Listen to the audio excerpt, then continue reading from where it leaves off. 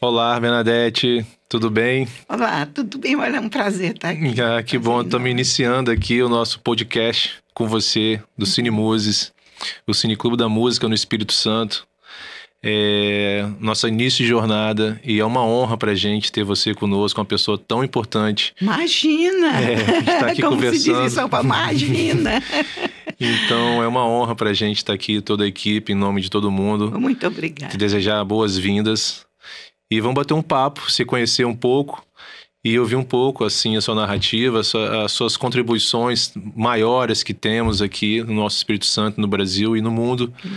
E contar para nós um pouco, não só a sua vivência na parte das palavras, da literatura, mas também, principalmente, na questão do cinema. E quem sabe a gente flertar com a questão da música e como é que esse universo circula a sua obra, a sua vivência e tudo que você produz e contribui, né, pra gente, que te acompanha. Muito obrigada. Estou muito feliz de estar aqui com você. Estou muito contente que está no Cine Muses. Para mim é maravilhoso. E realmente a música, o cinema sempre teve a ver com a música, né? O cinema nunca foi mudo de vez, porque mesmo quando a tecnologia ainda não estava implantada do som, havia aqueles pianistas que ficavam acompanhando os filmes ditos mudos, né? Ficava acompanhando ali. Então, a música faz parte, e eu sei muito bem disso, porque quando eu era criança, meu avô, lá em Conceição da Barra, que é onde eu nasci, com muito orgulho, que eu adoro aquela terra, meu avô tinha um cineminha. O cineminha era num barracão, né, com chão de cimento, bancos de madeira, mas eu já criancinha era levada no colo das minhas tias ou da minha mãe para o cinema. E os filmes eram mudos, mas eram acompanhados ou por violão ou, nas cenas mais românticas, por uma senhora que tocava bandolim. Então, observa, o cinema e a música existe uma relação estreita entre as duas artes. Tinha sempre alguém executando uma música, uma trilha. Sempre a música, ela ampara a imagem no cinema. Eu tenho curiosidade de saber, assim, nessa época, as pessoas faziam silêncio para ouvir essa música? Como é que era isso? Sim, faziam silêncio. Embora na hora das comédias, por exemplo, todo mundo ria. Misturava, né? A luta de espadas, que era muito comum naquele tempo, aquelas lutas de espadachim, as pessoas ficavam comovidas, gritavam às vezes, mas havia sempre a música, sempre a música. A música acompanha o cinema desde o seu início. E esses instrumentistas, digamos assim, que estavam ali nessas sessões, eles faziam também sonoplastia, ou tipo alguma coisa? Ou era só trilha mesmo? Era só trilha, eles acompanhavam assim, a bel prazer deles. Não havia nenhum roteiro musical. Não eram músicas com partitura, nada? Nada. Então, a cada sessão era uma trilha diferente? Cada sessão era uma trilha, ou talvez repetissem quando percebessem que a plateia gostou muito, eles repetissem. Que o repertório também era muito pequeno desses músicos do interior, né? Com certeza. E a sua ligação com o cinema, então, veio antes do que com a literatura? Ou em paralelo? Eu acho que vieram juntas, porque desde 7 anos de idade que eu já escrevia. Criei uma peça de teatro que ainda bem que os cupins comeram, porque senão hoje havia pesquisadores aí puxando aquela peça que todas as personagens começavam pela letra Z. Não me pergunte por quê, mas todas começavam por Z. E foi feita para que eu e minhas amiguinhas pudéssemos, embaixo da caramboleira da chácara de minha mãe, meus pais moravam numa chácara em Conceição da Barra, nós iríamos representar aquela peça minha. Mas já foi escrita e eu tinha, assim, num caderno, tudo que um dia realmente, é verdade, o cupim deu lá numa casinhola que tinha. Tudo. Comeu tudo e eu dei graças aos céus esse negócio. As cupins. Deusas me protegeram. Interessante. Então, nasceram juntas. E você já escrevia, assim, coisas do seu cotidiano, ali de Conceição da Barra mesmo, eram as coisas da visão da criança? Ou você já vislumbrava, assim, algo? Talvez. Eu nunca Você tem alguma pensei. recordação em torno disso? Ou você viu um filme e depois escrevia alguma coisa sobre aquele filme? Não, ainda não havia no meu cérebro esse compartimento, não, de poder. Não digo de criticar um filme, nada disso, mas eu digo em relação a uma história de amor, não sei, um filme, aí você Assim, ia para casa e escrevia uma história de amor. O cinema me moldou muito, então, como você vê, desde criança, né, vendo filmes. Depois, quando eu vim estudar em Vitória, eu era interna no Colégio do Carmo. E saía aos domingos, quem tinha nota mais alta era agraciada com a saída. E eu fazia questão de ter notas altas, porque eu queria ir para a matinê do Glória. Então, o cinema estava ali. Todo domingo que eu saía, uma tia me apanhava, ou um tio que morava lá no Santo Antônio, e aí eu ia com eles para ver filme no Glória. Então, o cinema me acompanha desde muito tempo, muito tempo. E depois, eu sou uma escritora, eu digo que até profissional, mas não que eu escreva por dinheiro. Eu escrevo por profissão, por paixão. E sou muito severa comigo mesma enquanto escritora. Eu escrevo 8 horas por dia, regularmente. Qualquer coisa, mesmo que eu não esteja trabalhando um específico livro, eu escrevo. Você não está falando que você escreve 8 horas por dia sob demanda, não. Você executa o ato de escrever por 8 horas por dia. Essas 8 horas, às vezes, se transformam em 12 ou mais. Sim. Porque quando você está escrevendo, o tempo corre diferente. Completamente diferente, diverso do tempo cronológico. Então, você se dá conta, de repente, que está extrapolando, está cansado, os olhos estão cansados. Eu tenho que usar permanentemente um colírio para hidratar a vista, porque ela resseca. Também adquiri ler, por causa do meu computador, sempre está em tratamento. São as mazelas da profissão, por isso que eu digo que eu sou uma profissional. Antigamente a questão da máquina também devia gerar algum tipo de... eu guardo algumas máquinas minhas. Cheguei até a usar a elétrica também, fui correndo todas as etapas das máquinas, do meu instrumento de escritora. E agora é o computadorzinho lá. Mas, de toda maneira, eu sou uma escritora muito voltada para isso, mas eu não ensino literatura. Eu não consigo dar aula de literatura. Eu só sei dar aula de cinema, porque eu sou doutora em cinema pela USP, né? E pós-doutora pela Sorbonne. Esse negócio pode parecer meio... mas não é nesse sentido que eu estou dizendo. Para mim é normal ter feito aquilo, porque foi meu caminho. Então, o cinema está sempre presente em mim. Essa fundação da Socine foi um achado, porque meia dúzia de pesquisadores na Jornada de Cinema da Bahia, numa jornada em 1996, nós nos reunimos e fundamos a Socine lá na UFBA, na Federal da Bahia. E daí a Socine engrenou e hoje é uma instituição respeitada. Vem nas reuniões, nos congressos da Socine, vem gente do mundo todo, sobretudo de Portugal, tem muitos sócios, já ela virou internacional. E a minha ligação com o cinema de borda se deu ali. Por quê? Já como sócia da Socine, sócia fundadora, participando das reuniões, eu observei que todos os meus companheiros, ilustres companheiros, professores e estudiosos, pesquisadores de cinema do país inteiro, de universidades quase todas federais do Brasil inteiro, mas todo mundo falava bem dos seus cineastas prediletos, os americanos canônicos, claro, os portugueses, os franceses, sobretudo, e no Brasil, Glauber Rocha. Então, Glauber detinha a palma. Se tinha 10 mesas, acho que 6 eram sobre Glauber Rocha. Aí eu pensei, mas o cinema do Brasil não é feito só do Glauber.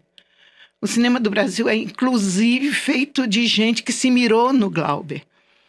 Então, eu lembrei que havia visto um filme de um camelô pernambucano que tinha me impressionado muito. E aí a mala foi trocada. era uma espécie de uma novelinha. Aí eu pensei, por que não falar dessa gente, desse Brasil profundo, que faz cinema, tem o sonho do fazer cinema, né? É um sonho do cinema. Eles não fazem cinema, eles fazem o sonho de fazer cinema com o que tem. Da forma mais plural possível. Mais né? plural e mais singela, porque eles não têm eles não têm. Aí eu fui descobrindo, fui formando uma rede de pesquisa, indagando aqui, indagando ali, viagens que eu ia para congressos e coisas semelhantes. Eu fui descobrindo que em cada estado do Brasil tinha um desses realizadores. E você não tinha, assim, facilidade de internet, nada disso. Você Nada. tinha que ir a campo, né? Você tinha que realmente andar, né? Rodar. E fazer ponte com pesquisadores que se interessavam que se interessaram. Aí eu montei a primeira mesa na Socini. Era juntando os cacos, reciclando lixo, que era o cinema de Bordas. O nome me apareceu depois que eu li Glória Zaldúa, uma chicana, que escreveu um livro chamado Fronteiras, porque ela era uma chicana, nascida no México, na fronteira, e dava aula no sul dos Estados Unidos. No oeste, né, dos Estados Unidos. Então, ela escreveu esse livro me impressionou muito. Para não chamar de fronteiras, eu chamei de bordas, porque Sim. já havia também um artigo de Jerusa, uma professora da PUC que faleceu há uns 2 anos. A Jerusa era uma pessoa muito interessada em cultura da América do Sul, e então ela chamava de uma cultura de bordas, a cultura sul-americana. Uhum. Eu juntei tudo. E ela leu Glória Zaldúa para fazer isso. E eu já tinha lido Glória Zaldúa. A referência básica é a Glória. E aí, não só para nós das bordas, da cultura mais bordeira, mas também para o pessoal do LGBTQI+, porque ela era lésbica. Tá, até nisso, ela transitava. Já estava. Né? Uhum. Uma pesquisadora maravilhosa. Recomendo Fronteiras para todo mundo. Meus alunos tinham obrigação moral e cívica de ler. E aí, olha só, me apareceu o nome.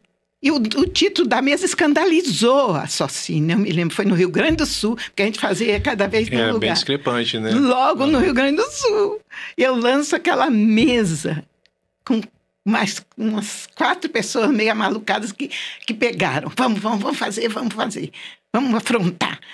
Em vez daqueles títulos sublimes, Sim. ou patriotas, sabe? Aqueles títulos sobre... Umas coisas meio careta, umas coisas...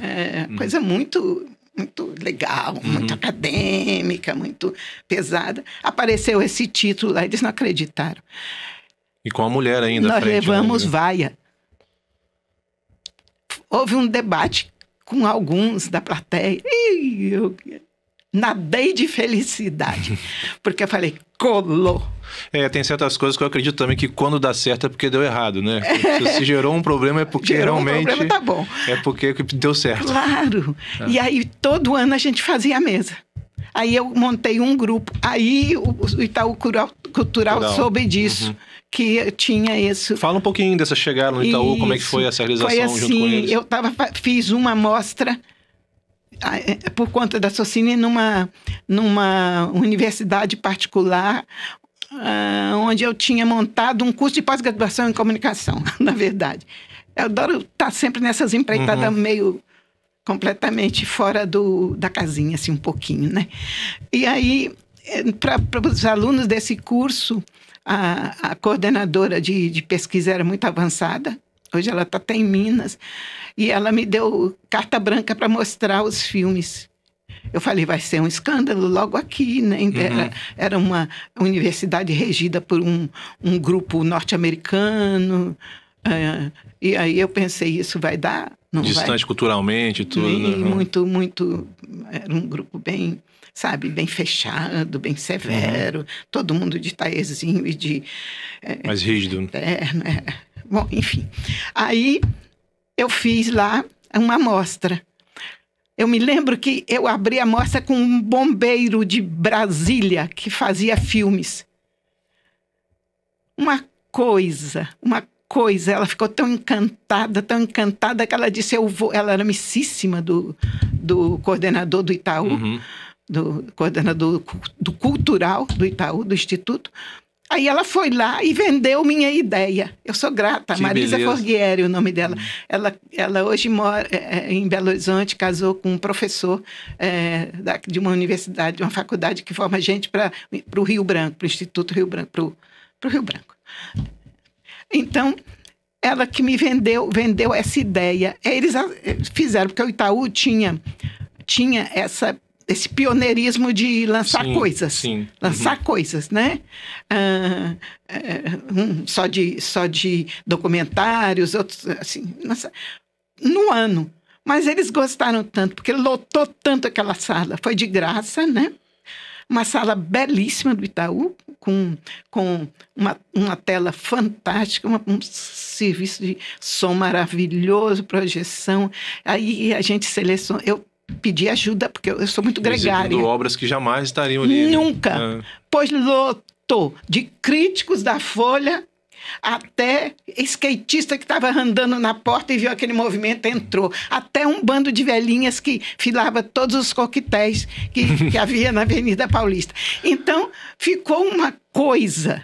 A plateia ria, a plateia parecia o primeiro cinema do qual eu não sei, não convivi, porque foi 1800 e lá vai pancada também, não sou tão velha assim, mas de toda maneira a plateia parecia aquela plateia do primeiro cinema que gritava, porque o cinema não foi criado para a burguesia, ele foi criado para o operariado, para o pessoal da luta, do cabaré, né, que ia lá porque o resto ia para a ópera. Os chiques iam para a ópera e eles deixavam o passatempo do cinema, eles iam para o cinema.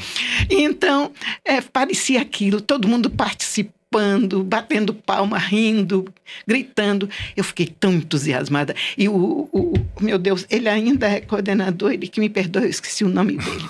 Mas acho que ele veio até a Vitória uma vez aí, que eu soube.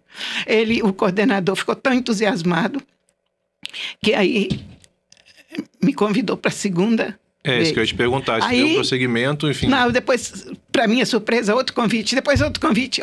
Nós fizemos 6 anos consecutivos, com um intervalo de 1 ano, que 1 ano não pudemos fazer. Eu estava fora do país, inclusive. Aí então nós fizemos 6 mostras de cinema de borda no Itaú Cultural, lotando aquela sala, sendo comentada pelos jornais. E o nome pegou. Porque eu me lembro do Inácio Araújo. Isso não é maravilhoso, o cinema de borda? O Inácio era crítico, não sei se ainda é da Folha, e outros críticos que foram lá até para... Eu tive a impressão que eles foram para, sabe, detonar ou achar aquilo que besteirada é essa na tela. Não, eles ficaram encantados com os meus bordeirinhos. E aí adotaram o nome. Aí a mídia começou a usar também. Os grandes jornais do país. Virou um conceito, né? Virou um conceito. Aí eu fui obrigada até a explicar, que eu explico aqui no Cinema de Bordas 1, que é o primeirinho, o conceito, assim, fundamentando ele com o pensamento do Hans-Ulrich Gumbert, que é um pesquisador de Stanford que eu gosto muito. E cada mostra tem a sua publicação referente. Tem sua publicação referente. Não, aqui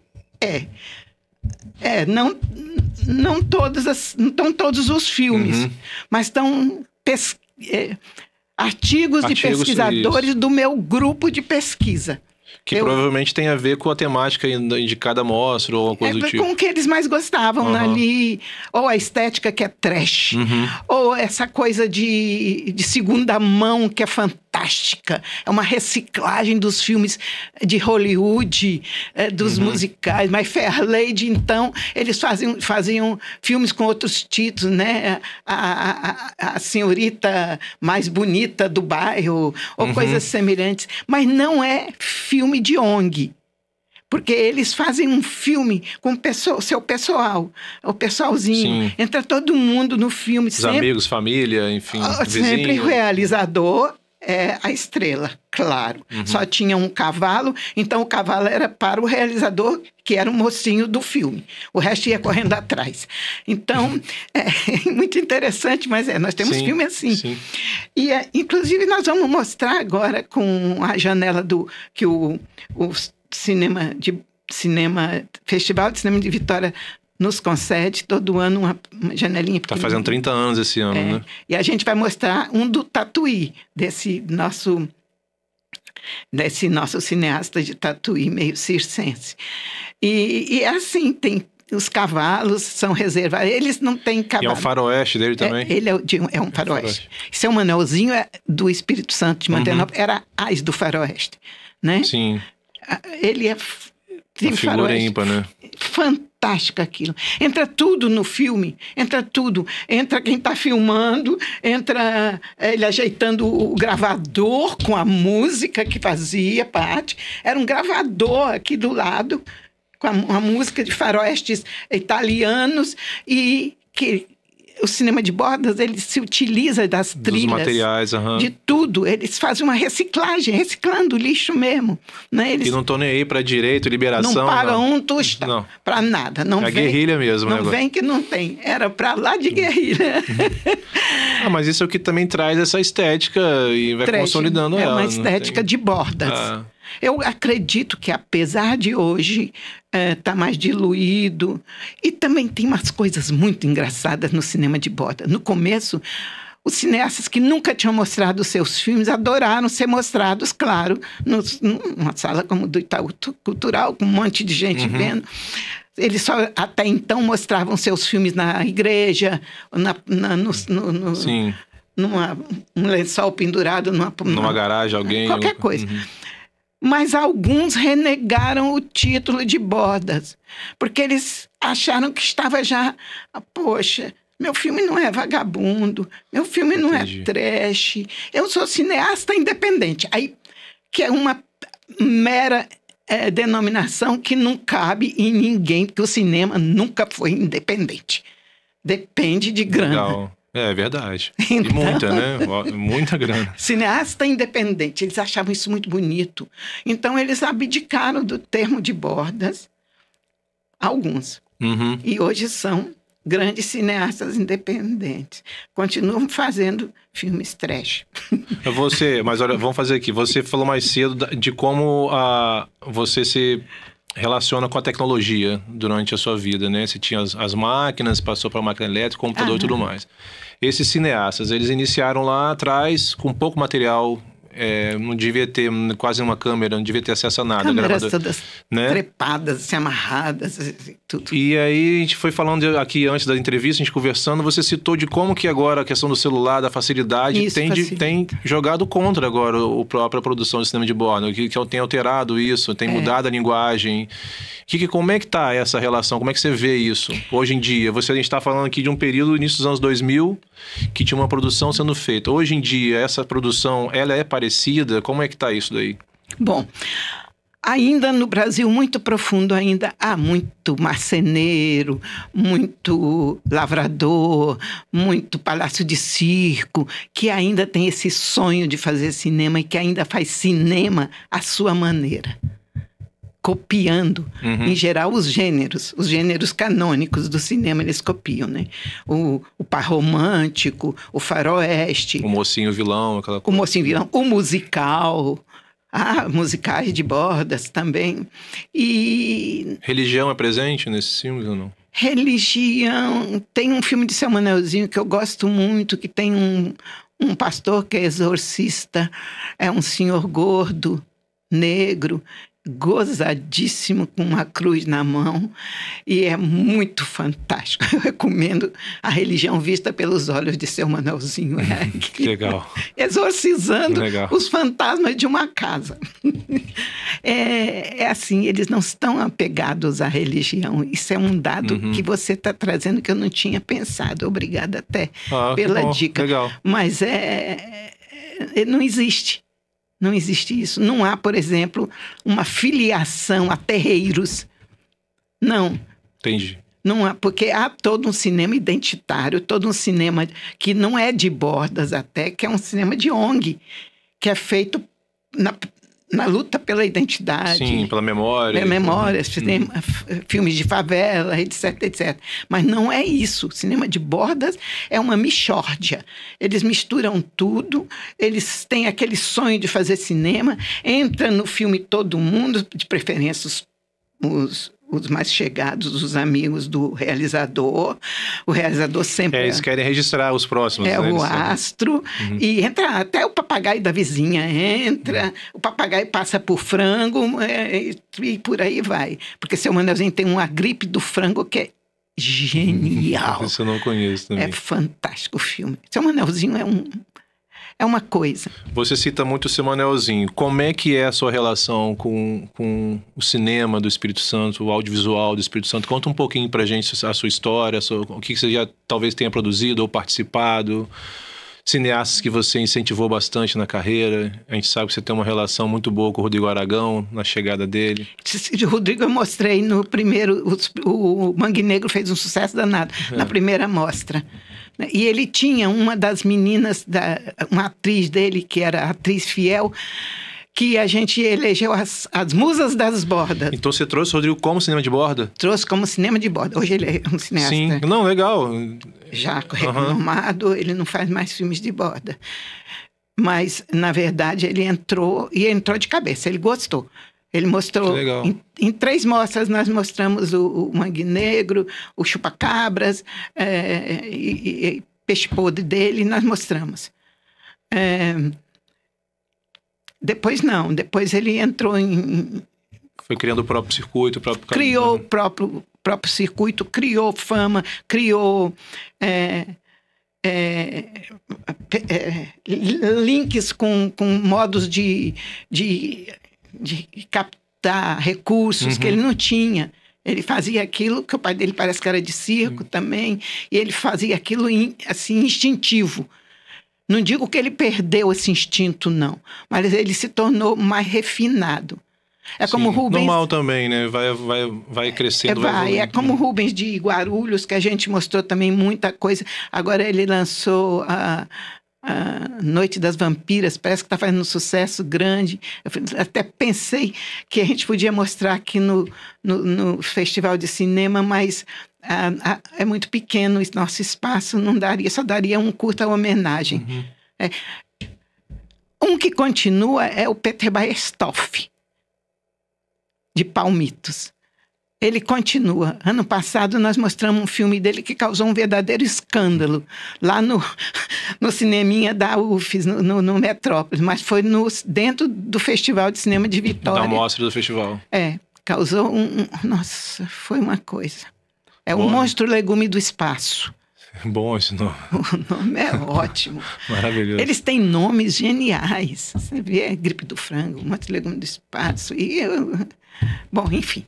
Eu sou muito apaixonada por essa gente toda. Sou muito apaixonada, eu continuo. Mas para responder melhor a sua pergunta, há sim uma diferença dessa fase em que eu consegui recolher e mostrar. Rambo da Amazônia, 4 filmes mostrados, todos eles, onde, por exemplo, ele imita Rambo em tudo, mas ele é um serralheiro. Então, ele treina nas próprias grades que ele vai... É o que o pessoal faz de crossfit hoje em dia, né? E ele se veste como Rambo. Nós trouxemos ele a São Paulo. E é muito curioso, porque o Rambo do Stallone tem o seu coronel, não é? Tem o Trautmann. É, o Trautmann. E o do Rambo é um pajé. E... O índiozinho que leva os recados no Roubo do Jaraqui Dourado, olha outro nome maravilhoso, ele só tem uma folhinha pendurada, que é um garoto com a folhinha. É muito, muito maravilhoso tudo. E na hora, por exemplo, de uma luta dentro de um barco, porque tem que ser no Rio, porque é a Amazônia, aí o Rambo pega cada um assim, espera aí, se ajeita aí, joga dos bandidos, vai jogando no rio, um a um, e os bandidos ficam esperando em fila para serem jogados no rio. Então, esse é o cinema de borda. É feito em cima do Rambo, mas e daí? esse sonho de fazer cinema está ali presente, essa paixão pelo cinema. É o alcance que isso vai ter não é o que interessa, é o fazer, né? Não interessa, não interessa. É o realizar-se. Mas né? realmente hoje ainda há, por esse Brasil afora. Acho que eu, Bernadette, cansei um pouco, sinceramente. E sobre o cinema feito no Espírito Santo, eu vou te dizer uma frase que se dizia muito lá, a minha avó dizia: ninguém é profeta em sua terra, Bernadette. Maravilhosa. Acho que eu vou encerrar com você soltando essa pérola pra gente. Obrigado mesmo. Eu que agradeço de coração. O papo aqui foi ótimo. ótimo. Eu falo muito maravilhosa. sobre as coisas que eu amo. Outras eu me calo. Sobre outras eu me calo. Mas não é bom ficar também guardando essas coisas. Uma hora você tem que botar pra fora. Não precisa ser aqui, claro. Mas eu ponho nos meus livros. Isso aí. Muito bom. Qualquer coisinha, às vezes, pode desconfiar que ali está E para encerrar, então, você quer dar alguma dica para o nosso público do Cinemus, alguma coisa sobre, até aquela coisa assim, um filme, eu gosto de uma trilha sonora de algum filme, alguma coisa, algum trabalho que você queira deixar aí para as pessoas pesquisarem? Alguma dica? Eu adoraria que alguém se interessasse pelo cinema de Bordas e fizesse uma retomada desse caminho que eu fiz, que eu realmente estou um pouco cansada. Eu estou com 84 anos e estou cansadinha. Um ciclo, né, que você dá como encerrado para você também, né? A sua entrega está feita, né? O que você pode fazer. Você fez o que você queria fazer, o que você pôde fazer. Levei até lá e estou agora já assim, querendo fazer o repouso da guerreira. Tá bom. Justíssimo. Que bom, então. Então, gente, vamos terminando aqui o bate-papo. Bernadette Lira, essa figura maravilhosa, nos presenteou com uma conversa muito boa. E a gente se vê no nosso próximo capítulo, no nosso próximo podcast. Tá bem? Tchau, tchau. Obrigado. Que bom. Bom. Obrigada. Muito obrigada. Agradeço.